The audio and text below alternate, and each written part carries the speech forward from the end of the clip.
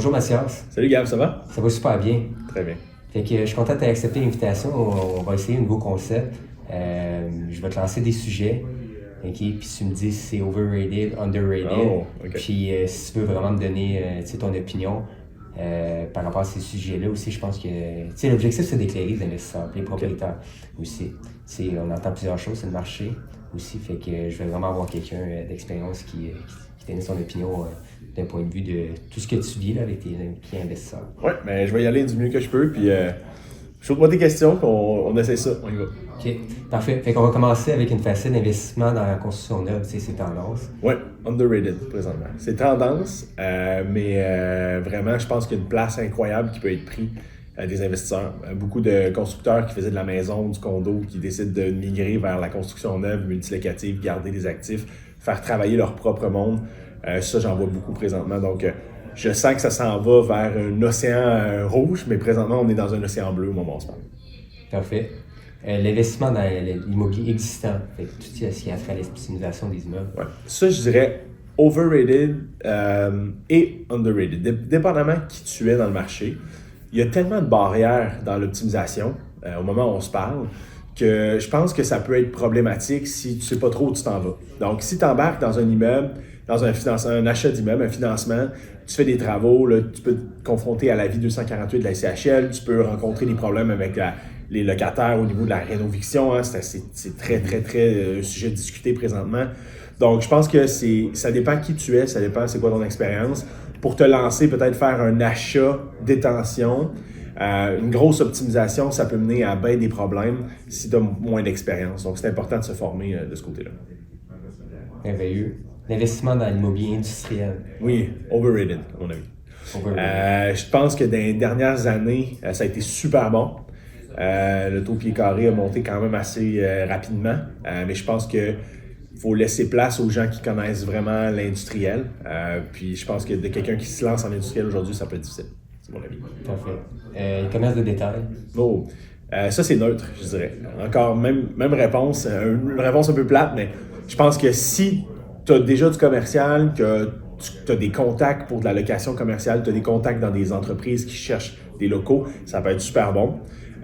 Si tu as du multilocatif puis tu veux t'acheter un commercial pour dire de rechercher peut-être une source de cash flow, je pense que ça peut peut-être être un peu plus difficile en entrée, surtout avec ce qu'il y a eu, le télétravail qu'on en entend parler beaucoup. Je pense que ça retourne beaucoup au bureau. Il y a beaucoup d'entreprises qui ont décidé de renvoyer les gens au bureau. Il y a encore quand même une présence au niveau du télétravail qui fait en sorte que le pied carré par locataire a diminué un petit peu. Donc, ça peut être problématique de ce côté-là. OK. Investir dans le terrain, avant même qu'il y ait une construction. Underrated. Ça, je pense qu'il n'y a pas beaucoup de gens qui font ça. Je pense qu'il y a une grosse mine d'or. On l'a vu avec Luc Poirier dernièrement avec son terrain, mais autre que Luc Poirier à beaucoup plus petite échelle, j'en fais personnellement, puis j'ai des projets de construction, puis je pense qu'il y a quand on apprend bien comment ça fonctionne, le comment derrière, le pourquoi, je pense que ça, c'est vraiment underrated. Ouais. Le financement à PH Select. Neutre, je trouve qu'il est à la bonne place. Je trouve qu'il est là. Il n'est pas overrated, il n'est pas underrated. Les gens l'utilisent parce que présentement, on en a besoin. J'ai hâte de voir quand les taux vont redescendre, quand le financement SCHL, APH, non Select va être sur place. Qu'est-ce qu'on va pouvoir faire? Mais pour l'instant, je trouve qu'il est à la bonne place. Donc, pas under puis pas over. C'est un outil, il faut savoir l'utiliser. Exact. Aussi, dépendamment des projets. Exactement. Maximiser son ratio pré-valeur lors d'un refinancement. Neutre. Je pense que c'est important de maximiser si on a du développement, si on veut récupérer nos billes pour faire d'autres projets. Je pense pas que de maximiser pour s'asseoir et chercher est la bonne solution. Moi, je le dis souvent à mes clients, quand on fait les refinancements, notre objectif, le temps me dit, moi, Matt, je veux sortir le plus de liquidités possible, mais c'est parce qu'ils ont des projets sur la table, ils veulent faire autre chose. Donc, si tu as des projets sur la table, c'est super bon parce que tu vas maximiser ton capital. Mais si tu n'as pas de projet, puis tu dis, je refinance, puis j'attends de voir s'il y a un deal qui arrive, ça, je suis moins fervent de ça. Puis, pour une acquisition, maximiser son ratio pré-valeur. Ouais, ça, c'est underrated. Je pense que c'est vraiment important de maximiser son ratio pré-valeur en acquisition. On le sait, hein, je n'apprendrai rien là, quand on met moins de mise de fonds, notre rendement est meilleur. Je pense aussi que, dépendamment de la stratégie qu'on veut faire, même si c'est du conventionnel pour optimisation, du prêt alternatif, je pense que c'est toujours important quand même d'aller maximiser son ratio prêt-valeur pour nous permettre d'avoir le plus de liquidité possible pour peut-être passer à l'action sur un autre deal ou tout simplement s'occuper du deal qu'on a actuellement. Parfait. Investir en partenariat. Ouais. Underrated. C'est très populaire, mais je trouve que c'est encore underrated. Il y a encore beaucoup de monde qui veulent être un peu lone wolf, là, qui veulent faire un peu à leur méthode. Puis c'est correct, il y en a plein comme ça, mais je pense qu'en partenariat, j'ai vu des choses incroyables se monter. Il y a des histoires d'horreur aussi. Mais si un partenariat est bien ficelé, je pense que ça peut être vraiment puissant, vraiment, vraiment puissant. J'ai vu des gens se monter des valeurs nettes, puis pas juste le nombre de portes. Là. On ne parle pas en nombre de portes, on parle en nombre de valeurs nettes. J'ai vu des gens se monter une valeur nette avec des liquidités qui n'auraient pas pu aller là initialement grâce à ça. Fait que je pense que c'est underrated.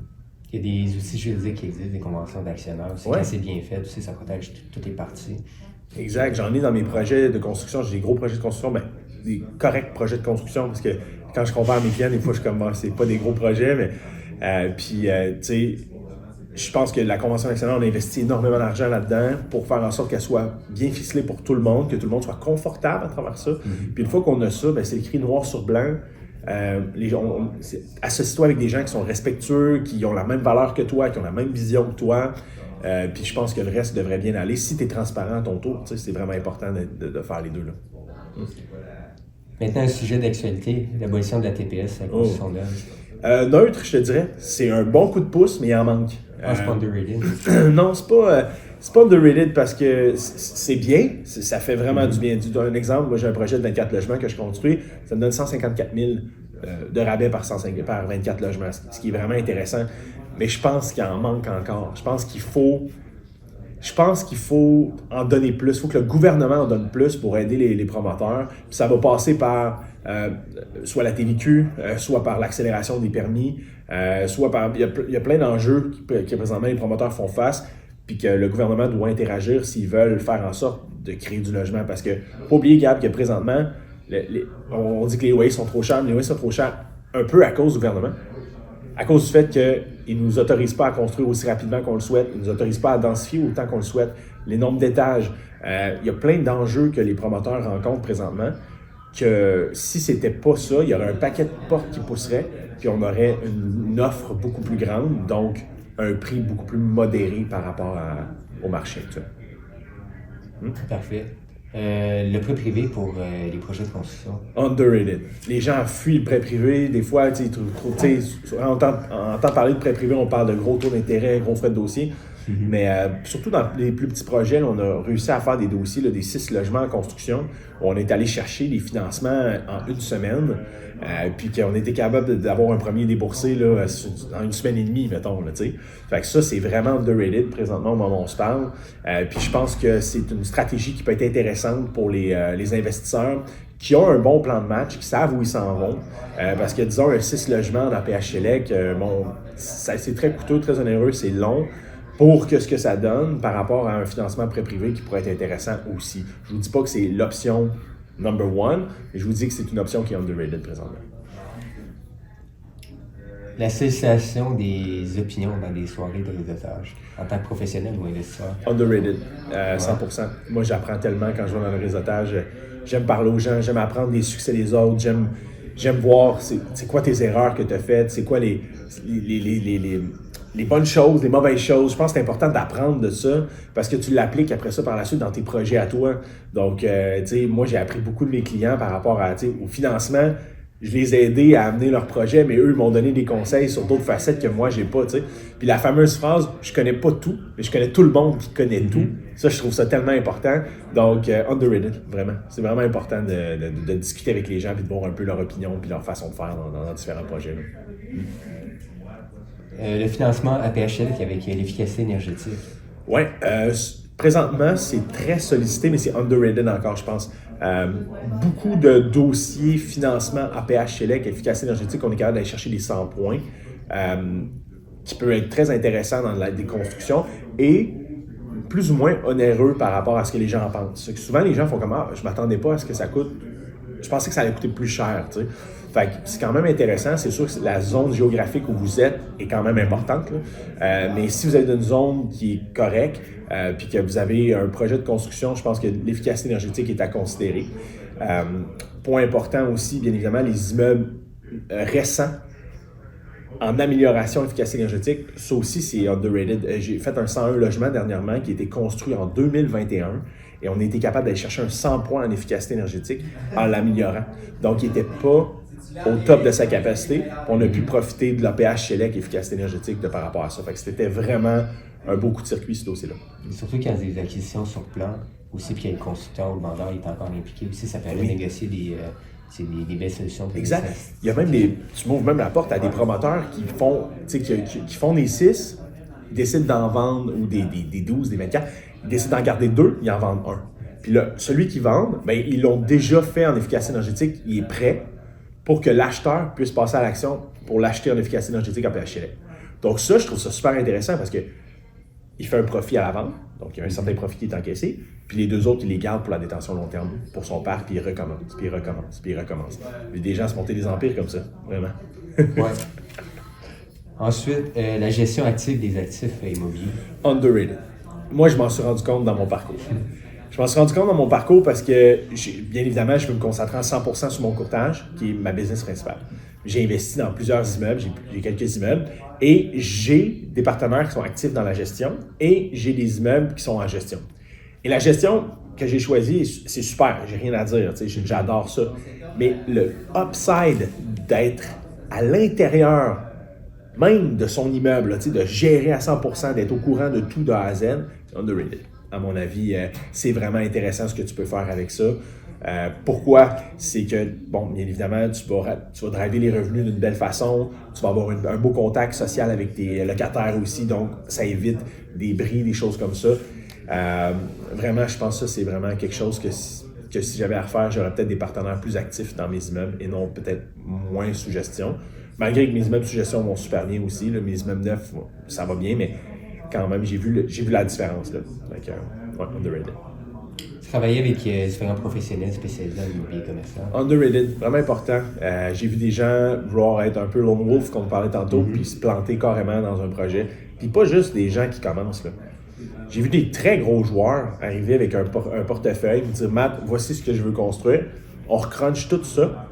C'était dans le mur. On s'en allait dans le mur. Donc, c'est tellement important de travailler avec le bon ingénieur, que ce soit en efficacité, mécanique, peu importe.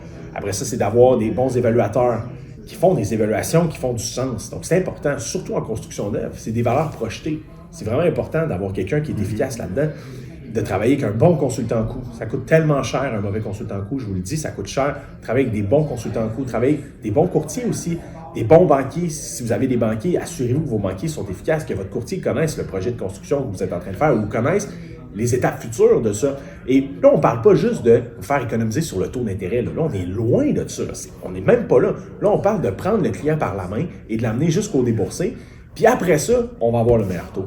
C'est vraiment, le processus en soi est très complexe et chaque virgule compte. Chaque virgule va faire en sorte que vous allez aller chercher plus de financement. Et on le sait au final, dans votre projet de construction, ce qu'on veut, c'est laisser le moins de billes possible et d'avoir un financement qui est le plus efficace possible. Fait que c'est super important de ce côté-là. OK. Geler son taux d'intérêt? Ça, c'est neutre, mais c'était underrated dans les dernières années. Pourquoi?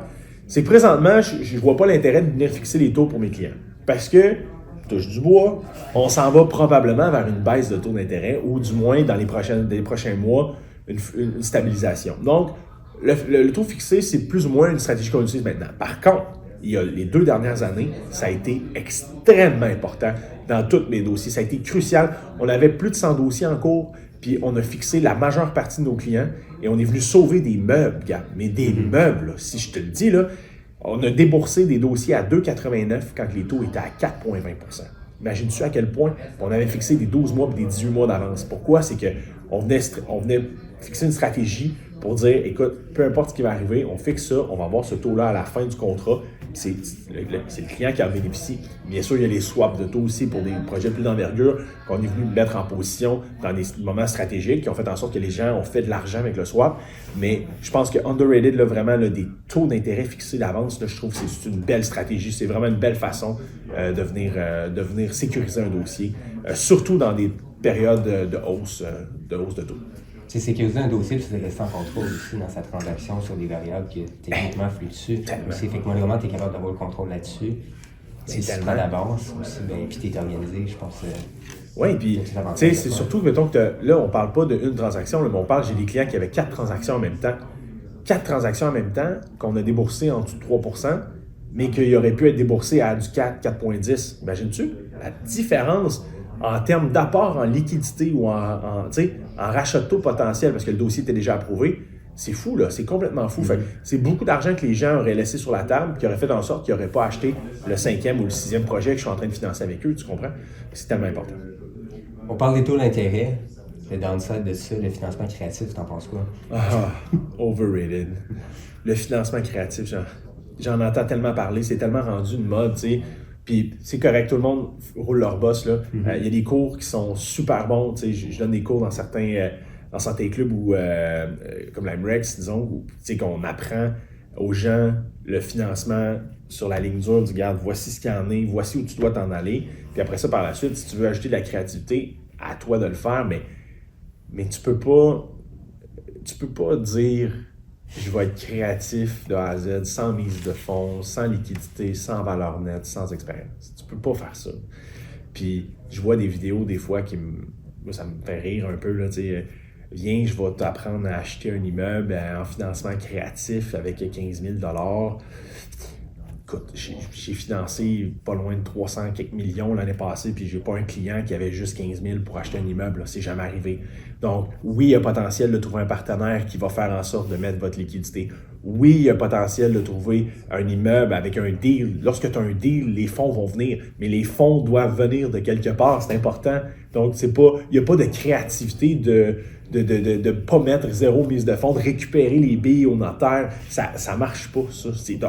Il y en a une majeure partie que ça peut être de la fraude, puis les banques, s'ils découvrent ça, ils vont vous barrer. Donc, les financements créatifs, il y en a qui sont bien ficelés, si on parle de balance de vente, des choses comme ça, mais ça, c'est pas de la créativité, c'est de la base, tu comprends? Quand on tombe dans le créatif, c'est que là qu'on tombe dans des endroits où on veut pas aller en tant que courtier, puis qu'on veut pas aller en tant qu'investisseur. Faites pas ça. Partez votre carrière du bon pied. Si vous n'avez pas de liquidité, là, trouvez-vous un bon deal, là, puis après ça, vous allez trouver l'argent. Inquiétez-vous pas. Balance de prix de vente.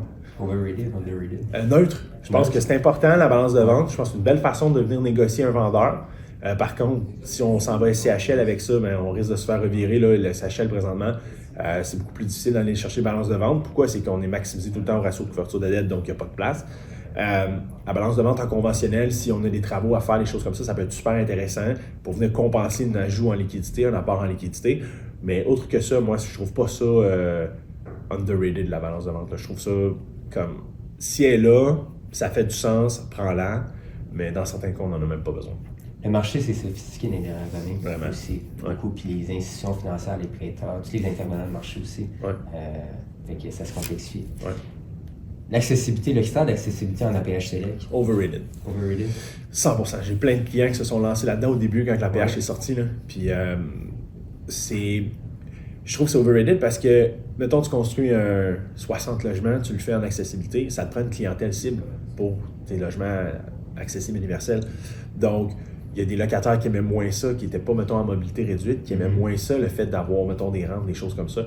Donc, je pense que ça te prend une clientèle très nichée. Donc, si tu es dans un secteur où tu as une clientèle qui te le permet, ça peut être super intéressant. Mais dans un cas où tu n'as pas de clientèle nichée, tu es dans un endroit très familial, très jeune, très étudiant, je pense que c'est le carré des points qui est très coûteux pour pas grand-chose. Donc, je ne dis pas de ne pas faire l'accessibilité, c'est pas ça que je vous dis. Ce que je vous dis, c'est de regarder le secteur et le besoin de votre secteur. C'est super important. Mais c'est overrated. Ouais. Les prêteurs alternatifs. Underrated. Underrated. Ouais. Underrated? Ouais. Puis pourtant, que, tu regardes tous les prêts hypothécaires dans le commercial et dans le multi, c'est une grande part du marché. Ouais. Underrated quand même, parce qu'il y a beaucoup de gens qui ne le connaissent pas encore. Donc, je parle à énormément de gens dans ma semaine. Puis je sens qu'ils n'ont aucune idée que ça existait. Tu sais, des prêteurs qui vont permettre d'aller chercher des financements plus grands, s'extendre un peu sur ton ratio de couverture de dette. Donc, dire si tu as un ratio de couverture de dette en optimisation qui est plus serré, on a des prêteurs qui sont capables de s'étirer pour aller chercher un financement, un genre de loan to CMHC. Ça peut être intéressant. Non, c'est pas vrai. Neutre. Parce que c'est vrai qu'il y a beaucoup de gens qui en font présentement à cause de la vie 258, mais il y a beaucoup de gens encore qui ne le connaissent pas. Fait que je suis un peu mitigé dans celui-là. Je te dirais neutre. Ouais. Ça dépend t'es où. Exact. Les prêteurs conventionnels. Prêteurs conventionnels overrated. Ouais, je trouve. Pourquoi? C'est que ton apport en liquidité va être grand au moment où on se parle. En tout cas, là, c'est intemporel, mais on est en janvier là, 2024. Donc, au moment où on se parle, les prêteurs conventionnels n'ont pas beaucoup de capacité de financement à cause des ratios de couverture de dette. Donc, les taux d'intérêt sont trop élevés. On en faisait du financement conventionnel il y a quelques années quand les taux étaient à 1,5, 2 en SCHL. Là, on en faisait parce qu'on avait des bons taux quand même en conventionnel. On pouvait aller chercher du 2,5. Les ratios de couverture de dette faisaient du sens. On était bloqué avec. On était capable d'aller financer en conventionnel, puis après ça, refinancer en SCHL. Ça, c'était une stratégie qui fonctionnait. Maintenant, ça fonctionne plus ou moins. C'est difficile de financer en conventionnel. L'apport en liquidité est tellement grande, à moins d'être super liquide, ça peut être une option logique, mais il y a plein de financements potentiels directement avec la SCHL en APH, avec les prêteurs alternatifs qui peut être super intéressant, qui est un petit peu plus onéreux. Puis la différence du coût entre le conventionnel et le prêteur alternatif n'est pas si grande maintenant. Avant, l'écart était tellement grand que les gens optaient pour le conventionnel. Maintenant, quand tu es capable, le prêteur alternatif peut être une solution super intéressante. Donc, overrated. Ouais. Puis un dernier, le flip immobilier. Le flip immobilier, moi, je pense que c'est overrated. Je pense que si tu n'as jamais fait ça, tu commences ta carrière en immobilier, je pense que tu peux te planter solide.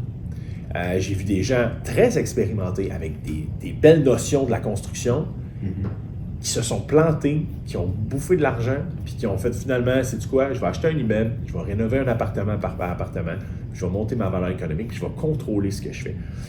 De vouloir acheter un immeuble qui est en décrépitude, de vouloir le flipper au complet, la décontamination, tout ça, c'est quand même des risques qui sont quand même assez importants. Si vous n'êtes pas, puis là je suis en train de parler, si vous avez des fonds illimités puis que vous êtes un investisseur aguerri, c'est complètement le contraire. Là, je vous dirais, let's go, foncez là-dedans parce que vous avez la capacité financière de le faire, vous avez la capacité niveau knowledge de le faire, mais un client qui me dit « Matt, moi je me start en flip, je m'en vais me faire ma mise de fonds avec ça », j'ai dit tu sais, je donne les meilleurs conseils possibles, on regarde les financements, mais c'est des actifs qui sont quasiment impossibles à financer. J'ai vu trop de monde se planter là-dedans. Prenez vos liquidités puis achetez quelque chose tout simplement qui est détenu, que vous pouvez détenir tout simplement à long terme. Je pense que ça peut être une option plus brillante. Puis au pire des pires, optimisez-le pour pouvoir le refinancer plus à court terme, puis ça va être presque aussi rapide. Parfait. Donc, si vous avez des questions, vous avez des commentaires, vous n'êtes pas d'accord avec Mathias, sur certains points aussi, comme qu'avec Mathias.